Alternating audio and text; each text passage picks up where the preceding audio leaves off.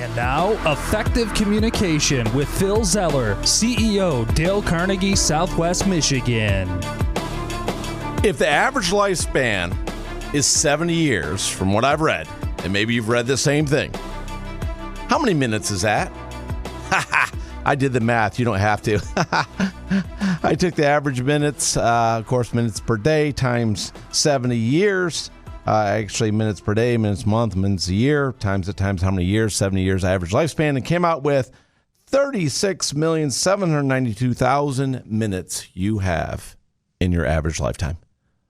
So my question is, with that amount of minutes, what are you going to do with them? How will you use your time? Now, I've shared with you before on the show on Effective Communication here with Phil Zeller. Honor to have you with us.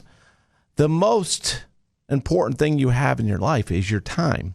It's the one thing you can't make more of. You can only manage your time because time is finite. And there are 24 hours a day, 7 days in a week.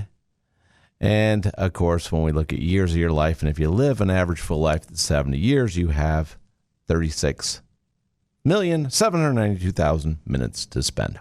How will you spend them? How are you spending them right now? It's so many times we think about our life and we think about, are we using our time wisely?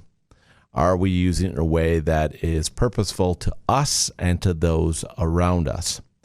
And oftentimes we find ourselves disappointed that we are not maximizing the use of our time because we allow ourselves to get distracted. Oh, look, squirrel!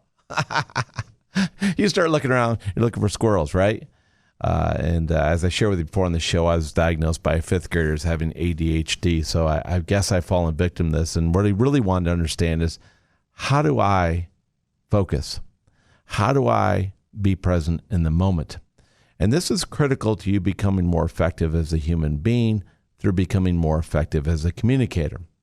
We do know that for every hour of planning, on average, if you read any management books out there, you will save 3 hours of chaos for every hour you plan. So the return on investment is pretty good. 1 hour planning, 3 hours saved of wasted time. So really thinking about how to maximize your time. This really came to me this past week because I was talking to a couple of our sales reps on our team, and they were sharing with us some of the frustrations they were having with people not calling them back or people not responding to an email or text message, and how frustrating that was that people didn't call them back. Have you ever been frustrated by that? Frustrated by somebody not calling you back and you wish they would have, and why aren't they calling you back? Why, you've left a message, you've called them multiple times, and they're not returning your text message or your call or your email. And you're thinking to myself, why aren't they doing it? Well, if you've been there like most people, the odds are is that there was something missing in the last conversation you had with that person. Pray tell, what may be missing? What I found in communication is that if we want to move through a project or a sale, and in sales we talk about a sales process, and if we want to move through life, what we have to do is we have to have action steps. So each time we work on something with somebody, what is the action step? What is the purpose of what I'm doing right now? And by understanding what that action step is and the purpose that you're doing right now as you're having this communication, it will allow you to focus on what you're doing right now so you can be present in the moment. And oftentimes when you think about a sales process, you think about, okay, well, if I want the customer to call me back, I have to give them a reason to call me back. So what is the action step? So throughout every sales process, and I've worked with thousands of sales professionals, tens of thousands actually, and really understanding, have a solid sales process, have a plan, be focused, maximize the efficient use of your time, be present in the moment, and make sure that every communication with that customer or client has an action step that leads to the next thing you need to do. Because the frustration and the worry and the stress and the anxiety comes when you don't have a clear path forward.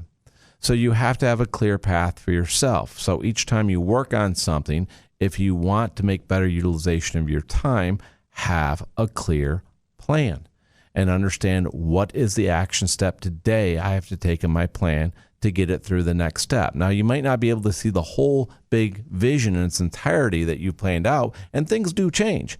But by understanding that each action step is going to produce the next result you want, you have peace of mind, and you're making better utilization of your time, and you're holding people accountable to what needs to be done to create the results you want. So my advice to you, my friends, today is to have an action plan, maximize efficient use of your time, and make sure that there's always an action step in everything that you do. And if you do that, you will control the plan, and you'll be clear, you'll be focused, and you will produce results. Now go make it happen, my friends.